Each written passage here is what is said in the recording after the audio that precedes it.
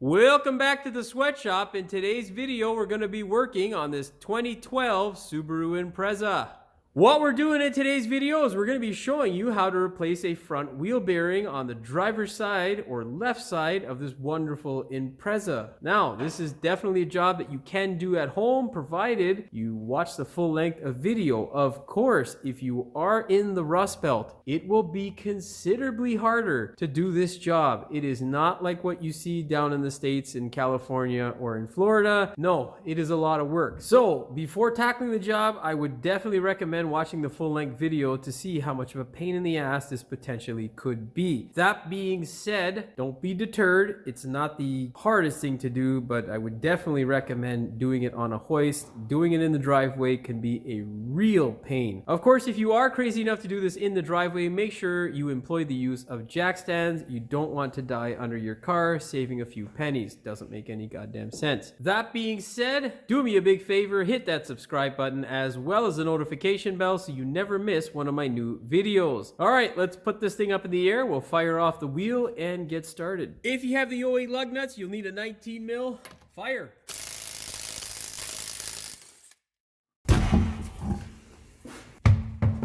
Get yourself a 32 mil and hammer off the CV nut.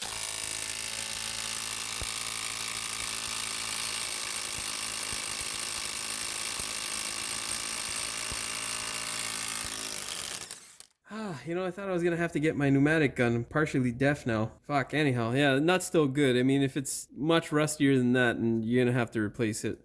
Yeah, a little bit of white lithium grease, which I can't afford anymore, would go a long way, but whatever. Let's stop talking about that. Get a 17 mil next. Get yourself a flat screwdriver. What you're gonna do is pry the caliper forward. You wanna make sure that it is not stuck in any sort of way. I'm also going to be doing the brakes on this side as well because I only did it on the other side when I did my video because I'm doing the bearing on this side. So I will be taking the caliper off of the caliper bracket, but don't worry, I'll be giving you specs for both of them in this video. So yeah, if you make that mistake, specs are there. And yeah, if you want to watch a brake video, well, you check out the other one when I upload it. I'll leave a link to it. All right, 17 and a 14 mil for me, just a 17 mil if you're doing the bearing. Hammer off the caliper. Like I say, that compressor runs more than fucking an elite track athlete. That's for sure. Fuck. Now, on the other side, these things were extremely tight, so you'll need a 17 with a big ass ratchet. I'm gonna use my 17 mil extended gear wrench. If you're doing just the bearing, you can just take the 17 mils off and pull the whole thing off as an assembly. Oh my god! What the fuck? Yeah, you know what? We'll just leave that guy. Let's try to get the top one here.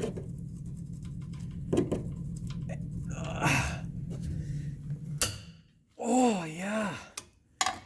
I don't know what kind of crackhead put this stuff on, dude, but it's way too tight.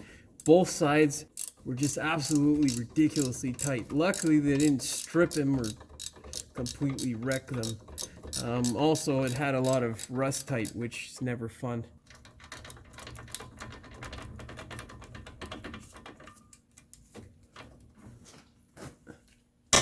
Yeah, that shit's really tight. It should not be that tight. It's not normal. Anyhow, we got it loose. Oh, that's all that matters. Okay. See if we can get this guy in here. All right.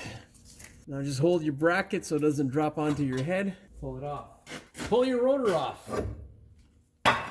And now we will go to the other side, try to force the CV out of the hole so we can get to those nice 14 millimeter bolts. Yeah. Now, usually I'd be telling you to smash this guy with a hammer here, but you know what? I don't have time for that today. We're trying to move along as quick as we can. I'm going to use my air hammer. Of course, you should try it with a hammer first off. See? Air hammer. Awesome. Oh, by the way, air eye and nose protection, very important. I should have said that in the last video. I'll probably use that clip for that video. Whatever. It's not important. Air eye and nose protection is, however. Now what I've done is I've turned the key to the accessory 1 position so that we can access the steering, and what we've done is turn it all the way to the right. Why that is so I can get better access to these bolts up here. You get a chrome socket, or as thin of a socket as you can, and then what you want to do is get this guy to get over that wonderful bolt and then crank it loose. God damn. Oh yeah, I love rust tight.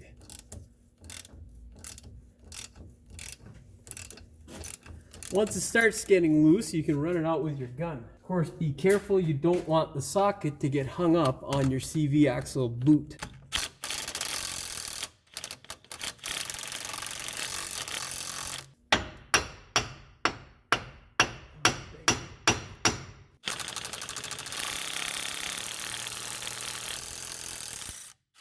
And that's that. Yeah, those are still usable, but God, they're ugly. Whatever. Now, all we need to do is repeat that same process for the top bolt on both sides and for the other side bolt on the bottom. Yeah, this is a car from Newfoundland, I believe, and it is quite rotten. Rotten to the core, kind of like our government at all levels. Provincial, municipal, federal. You name it, they're all sacks of shit. Fuckers.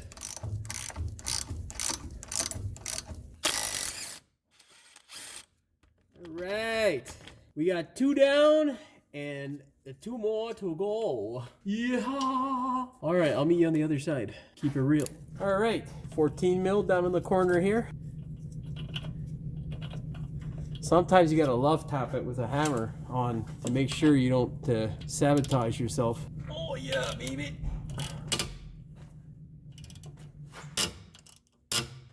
Yeah, you can hear how much fun it is to crank out rusty bolts. If this was South Carolina or Florida or something, we'd be done already.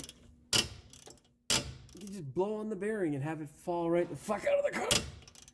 Oh, yeah. This one might require a 1/2-inch gun because it's nice and tight. Holy shit, dude. This fucking camera's always in the way.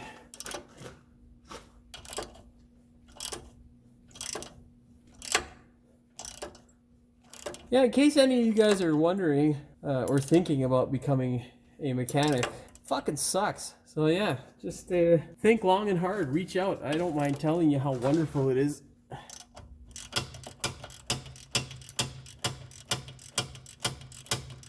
If you're a soulless individual who loves to lie and perpetuate all kinds of garbage, a politician is a wonderful job. And, you know, they make all kinds of money. And as of April 1st, 2024, they're getting another nice $8,000 increase of our taxpayer money. So yeah. Oh, and don't worry, if you're the head scam artist, otherwise known as the Prime Minister, you're getting a $16,000 plus increase. So yeah, soulless, without morals or character or compassion, become a politician. Yeah.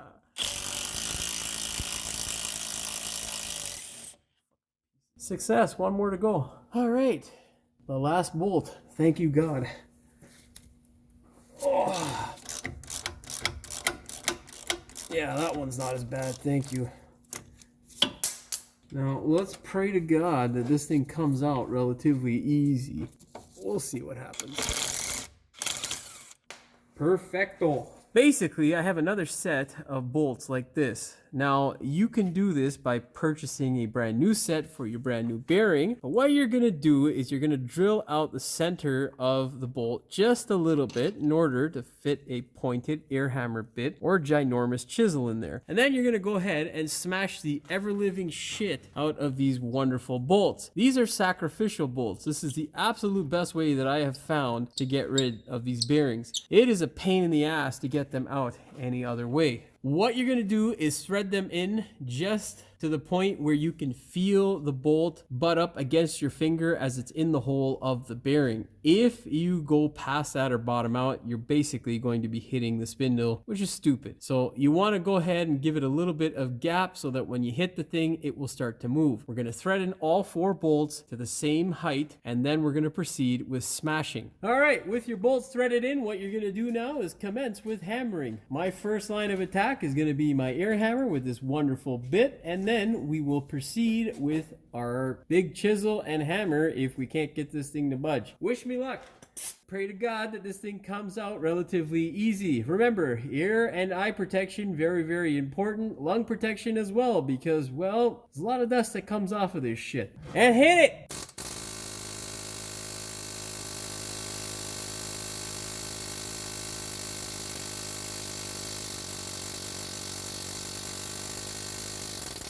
Choose another hole.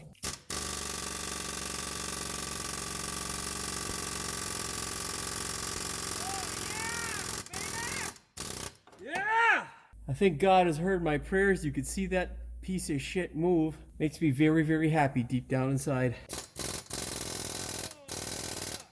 Yeah, that's wonderful. And you'll be very lucky if you're up north and that sort of thing happens, because generally it doesn't happen and you're in for quite a fight. Today, we got some luck. Let's do the other side here. And do some hammerations, baby. All right, that is success.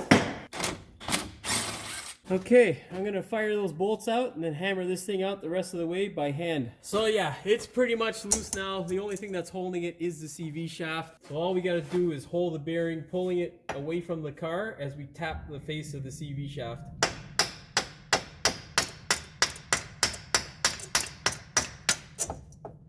Of course, why would it come out that easily? All right, now all we got to do is separate the heat shield from this bearing, which hopefully isn't too bad. Now the easiest way to get this guy separated is to cup the bearing with your hands like this, in like a C-type motion, and then just tap this guy here, holding the shield at the same time. That's usually the easiest thing. You just want to go around 360 slowly. Don't be overly aggressive.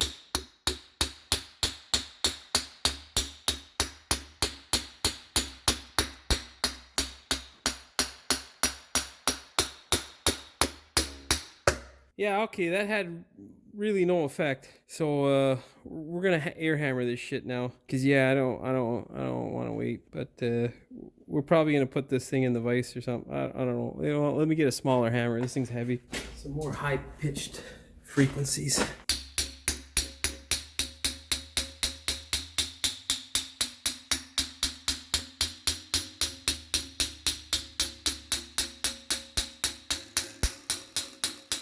Yeah, see, that did some shit right there. See that? High frequency. And it makes a bit of a difference.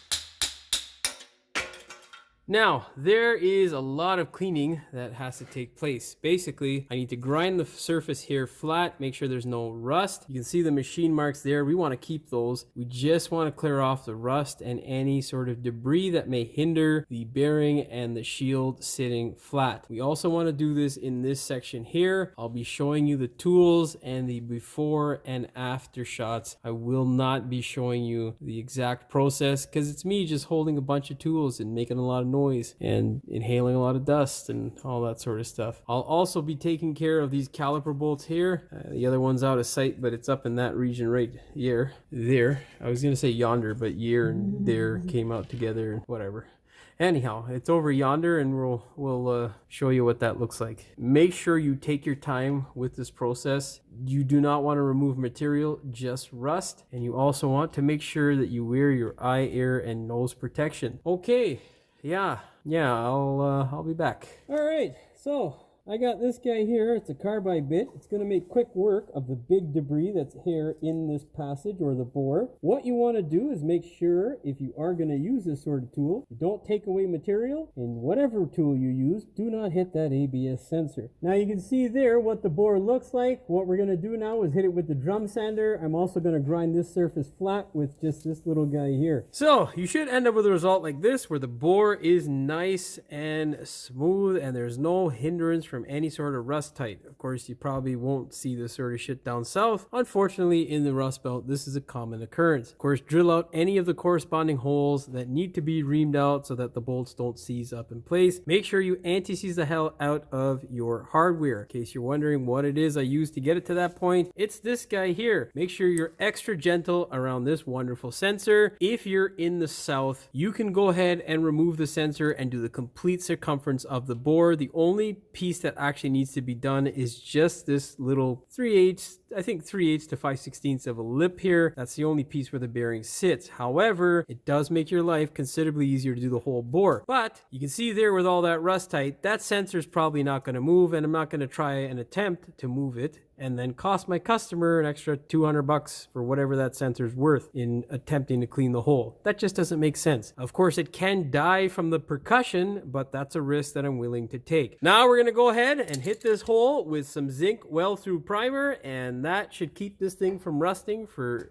a good few years to come. We're also going to make sure we hit all of our hardware with some nice anti-seize. Tap if needed. I believe the thread size is M12 by 1.25 pitch. All right. Yeah. Let's get some shit done. All right, now your next step is to go ahead and get your bearing prepared for the car. What you're gonna do is make your life easier. Brush on the anti-seize. You can put a little bit in this hole here. I've already put some anti-seize on the CV shaft, so I don't need to put any in this barrel. What you want to do if you're going to put it on is just a very little bit in the center of the shaft. It will push it through. Do not get any grease or any sort of gunk or any crap in this section. This is your ABS ring, and if you get any sort of grease or anti-seize, it can ruin it. Then you're going to put a little layer of grease right along here just before this little section here. You don't want to get anything on the back of the bearing. Okay, go do that and I'll see you back. All right, so what you're going to do is take the 4 bolts. You're going to put them through the spindle, make sure they are protruding. Then you're going to take this wonderful guy here and make sure you put it in the right way. Remember, caliper here, opening is there. You slide this guy in, make sure you do exactly the same process to this wonderful heat shield if you're not replacing it. You don't want to have this thing give you a pain in the ass either. I put this on wrong, pretty sure. There we go. Yeah, so don't put it on wrong like Jimmy did. All right, right on camera. That's the first time I've done that too. So yeah, I don't know. Maybe that's a sign that I'm fucking getting dementia or something. Like, Lord knows. Anyhow, once you get the goddamn thing on there properly, you're gonna go ahead and get your bearing. With your bearing, make sure you have a little bit of grease around this guy here. You can put a little bit on this guy as well. It won't hurt anything. Make sure your anti-seize is in place and your wheel hub is nice and anti-seized. Go ahead, slide it in. Should be nice and easy. If it is not, something's wrong. God damn. There we go. Now just thread the bolts in by hand. Do not use a power tool, and then you're good to go. You can thread them up with a ratchet or any sort of wrench, whatever it is that will fit on there for you. Oh, god damn it. I thought I got that one. Anyhow, I'm going to go thread these things up and I'll see you back. Go ahead, grab your torque wrench, set it to 48 foot-pounds or 65 Newton meters. Go ahead, put your rotor on. You can also thread in your CV nut. Go ahead, slide your caliper bracket into place. Make sure you hold and support your rotor so that you can catch these bolts by hand. Also, don't forget, anti-seize the hell out of your bolts. We're not trying to have stuff rust up on us, because rust is horrible, my friends. It's like the gift that keeps on giving that no one wants. I guess kind of comparable to our government. Well, there's that compressor. Let's shut this clip off before I ramble on some more. Go ahead, set your torque wrench to 59 foot-pounds or 80 Newton meters. Go ahead, grab your caliper and slide it into place. Make sure your boots do not get hung up on your pads. Get that slider to cooperate. All right, baby. Oh, we have a slider issue, do we? Yeah, we gotta turn this guy here. There we go. All right. Now get your wonderful hardware and slide that baby in. Thread it in by hand, always. All right, we are almost there. You can feel the excitement in the air, brother. Go ahead, grab your torque wrench, set it to 20 foot-pounds or 27 newton meters.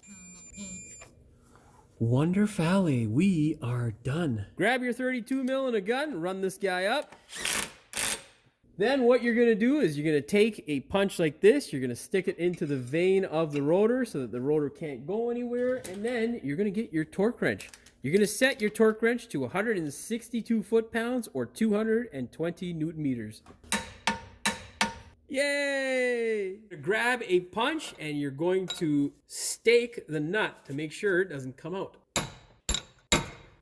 We are done. Go ahead, thread your bolts on. Make sure you push the rim into the car. Never thread them on by gun or power tool. You always want to thread them on by hand because stripped nuts are not a good feeling. Or studs. Bad all around. Push your wheel into the hub and run the bolts up. Then go ahead, grab your torque wrench, set it to 90 foot-pounds or 120 newton meters.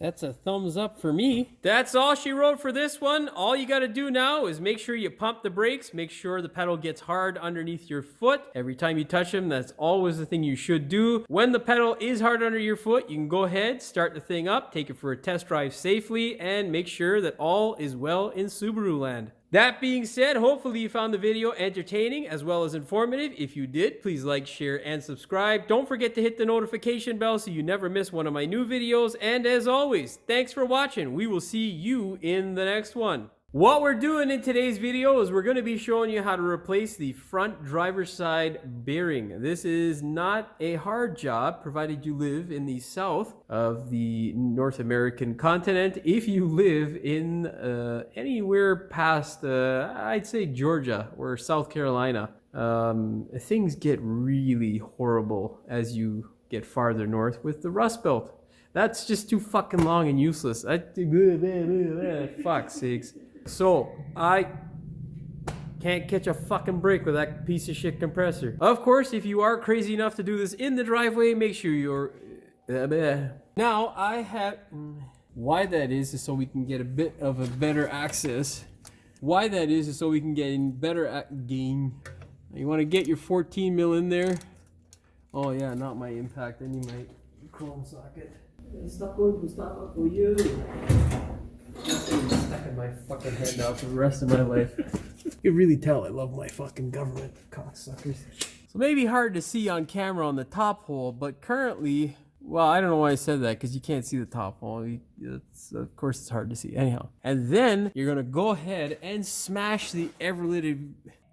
Oh, fuck. Don't slip out of the hole. That's how accidents happen, and then you could really hurt stuff. Now, the easiest way to get this guy separated is basically just to hold it, cup the bearing, and support the sheet. Oh, good lord. See? For all those guys who doubted me on the internet. Fucker. I'll show you the after and before. That's gonna go to the garbage, because I don't know why the fuck I said that. So stupid. We're gonna go ahead now, hit this hole with some zunk. Like fucking idiot.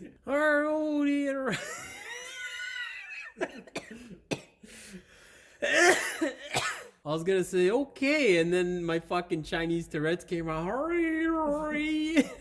the fuck happened there, dude? Oh my god. Okay. Because I had it upside down. Oh, gotcha. Okay, there we go. Oh, I hit my fucking camera there. Damn it. I'm gonna go thread these dingy. God damn it. This one's always a pain in the dick to do. What is it? Oh, damn it. Fucking battery shit. Shut up. Let's make the sound. Wing, wing, wing, wing. Starting to run out of air there. I can't do this now because it's going to be a quiet fucking compressor. Motherfucker. With some zunk.